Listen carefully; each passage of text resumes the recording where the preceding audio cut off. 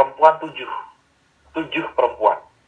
Masih ada loh zaman sekarang. Jadi anaknya 7 perempuan. Kebetulan dia adalah pemegang marga terakhir dari marganya dia ada di Indonesia Timur begitu.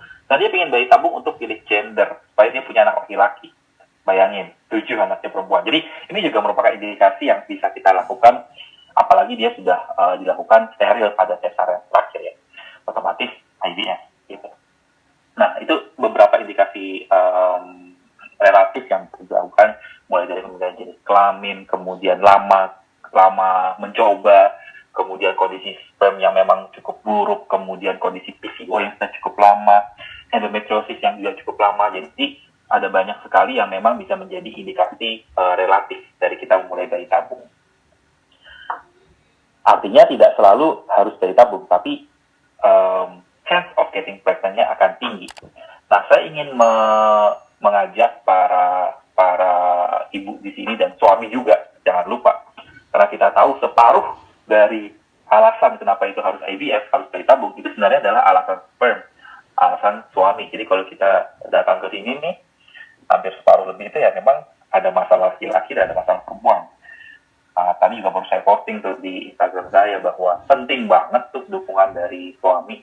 Saya nggak tahu pesertanya ini dari 60 yang laki-laki berapa. Jangan-jangan cuma saya doang sama dokter Iqbal ini yang kelihatan cowoknya. Dan yang lainnya tuh yang pingin hamil, ya urusanmu lah mam. Bunda, urusanmu bunda. Umi kamu lah yang hamil, kan saya enggak. Saya cuma tinggal gini. Sperma saya kan bagus-bagus aja. Itu dulu ya. Kita tahu bahwa almost half of the case, separuh dari kondisi di mana harus bayi tabung itu adalah sperm problem.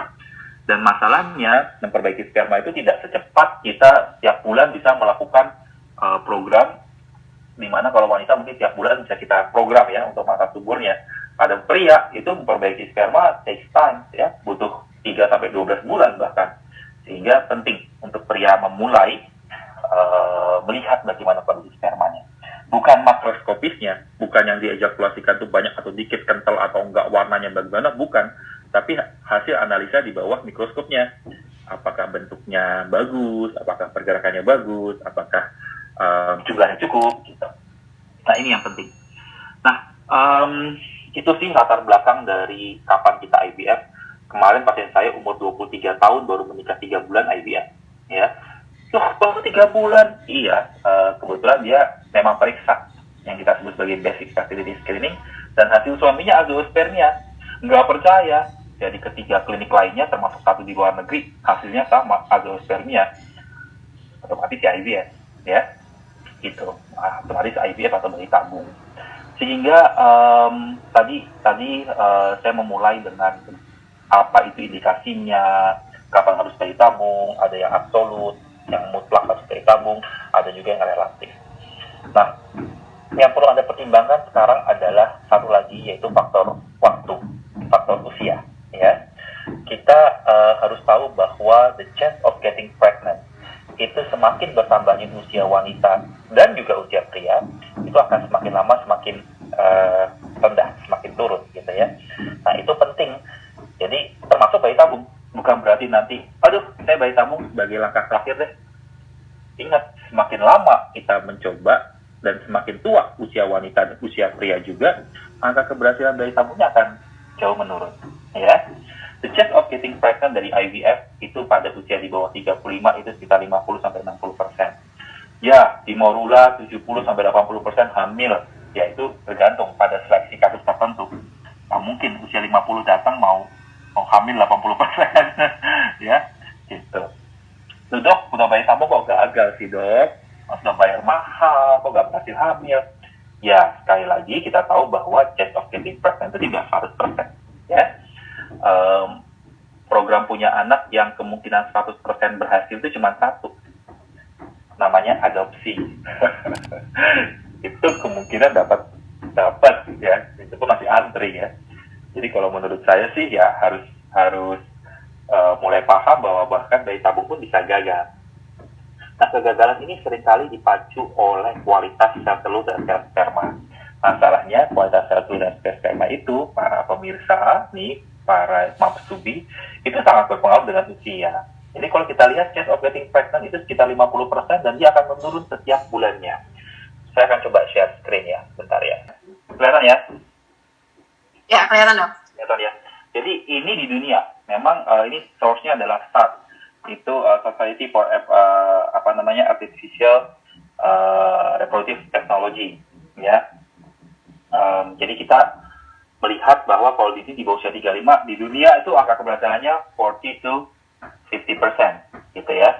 Tapi perhatikan di atas usia 35 akan menurun 15%. 37 ke 38 nanti akan turun lagi 13%. 40 ke 41 cuma setahun tuh turun lagi, jadi less than 10%. Jadi kita perhatikan the best age to start IVF sebenarnya adalah before 38, ya. Jadi kalau bisa Anda memulai bayi tabung itu kita happy di sebelum usia 38 atau at least 38, karena after 40, 38 to 40 itu angkanya akan sangat drop, ya, akan sangat menurun. Itu mengapa saya menyarankan bahwa oke lah kita mencoba cukup lama, tapi jangan lupa semakin lama kita tidak memulai, maka angka keberhasilan bayi tabung pun akan semakin menurun, ya. Kita juga punya di sini, kalau saya mau share, salah satunya adalah misalnya ada calculator tuh, ada IVF calculator. Nah, ini IVF predictor. Nih, mungkin kalau misalnya mau buka itu ada IVF calculator. Ini ada usia berapa, ya? Usianya 35, ya. Anggap aja tinggi badannya normal, gitu ya. Tinggi badannya normal, 160 rata-rata atau 155. Berat badannya 60, ya. Berat badannya 60. Nggak ada PCO, tidak tahu AMH, semua normal. Sperma normal, ya. Ini usia 35 dan semua dalam keadaan normal. Kita lihat di sini angka keberhasilannya ya 52%. Oke? Kalau kita nyoba 2 kali bayi tabung, bisa sampai 70%. Nyoba 3 kali bayi tabung, tetap sampai 80%. Ada deh 100%. Gitu ya. Tapi coba, ini saya rubah. Usianya nggak 35, usianya jadi 40. Gitu ya. Tentu akan berbeda. Akan hampir separuhnya. Hanya sekitar 30%. Itu kalau nggak ada masalah sperma. Oke? Jadi, penting Anda untuk melihat bahwa usia itu penting. Gitu ya. Jadi jangan menjadikan bayi tabung sebagai langkah terakhir, tapi jadikanlah bayi tabung itu sebagai pilihan apabila Anda memang mempunyai indikasi untuk bayi tabung, atau ketika Anda sudah mencoba cukup banyak cara sebelumnya, sehingga dan kalau bisa sebelum usia 38, 35 apalagi kita lebih happy, karena angka keberhasilan akan lebih tinggi, ya. Sama tuh kemarin juga ada pasien, dok saya mau egg freezing, mau simpan sel telur. Ya kalau bisa sebelum usia 38, usia 40 kita mau simpan sel telur, berapa sel telur yang bisa kita simpan, gitu ya. Itu sih mungkin pengantar dari saya. Oh ya, satu lagi, saya akan cerita tentang, karena ini serba-serbi bayi tabung, ya. Ini saya akan menjelaskan secara singkat gimana proses bayi tabung itu. Jadi para pemirsa, gitu ya, para mampu bisa membayangkan proses bayi tabung seperti apa. Ini saya share screen sekali lagi. Jadi proses bayi tabung itu tidak semenyeramkan yang dipikirkan, ya, dan tidak selama yang dipikirkan. Disuntikin dok berbulan-bulan, kata siapa, ya, nggak kayak gitu. Sekarang kita punya short protokol namanya. Jadi short protokol itu hanya kurang lebih 2 minggu, ya. Oke, mudah-mudahan ini kelihatan semua, ya. Kelihatan ya? Oke. Jadi bayi tabung ada 4 tahap. Tahap pertama adalah tahap stimulasi namanya, ya. Simulasi, ya, itu dimulai dengan cara menyuntik.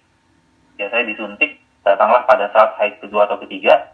Disuntik berapa kali? Disuntik 4 kali, ya. 1, 2, 3, 4, ya. Kemudian ketemu dokternya, suntik lagi berapa kali? 4 kali lagi. Kemudian ketemu lagi dokternya. Ini akan berlangsung antara 8 sampai 12 hari. Minimal 8 hari, tapi maksimalnya nggak ada. Suntik kali tujuannya apa? Untuk memperbesar sel telur. Semakin banyak sel telur yang ditemukan dan didapatkan, itu semakin besar chance untuk hamil. Kenapa? Karena bayi tabung itu sebenarnya basicnya adalah menyeleksi, memilih, gitu ya. Semakin banyak telurnya, semakin banyak yang bisa dipilih. Semakin banyak sperma yang bagus, semakin banyak bisa dipilih. Tahap kedua adalah ovum cup. Kalau di beberapa tempat ovum cup ini nggak dibius, di morula itu dibius, sehingga nggak nyeri, ya. Dia ada jarumnya warna kecil, kurang lebih setengah jam, kita ambilin, Kemudian pada saat yang sama kita ketemukan dengan sel sperma. Jadi pada saat ovum diikat itulah suami mengeluarkan sperma, dan kemudian kita akan temukan satu sperma dengan satu telur. Kemudian kita tunggu tuh 1, 2, 3, 4, 5 hari, ya.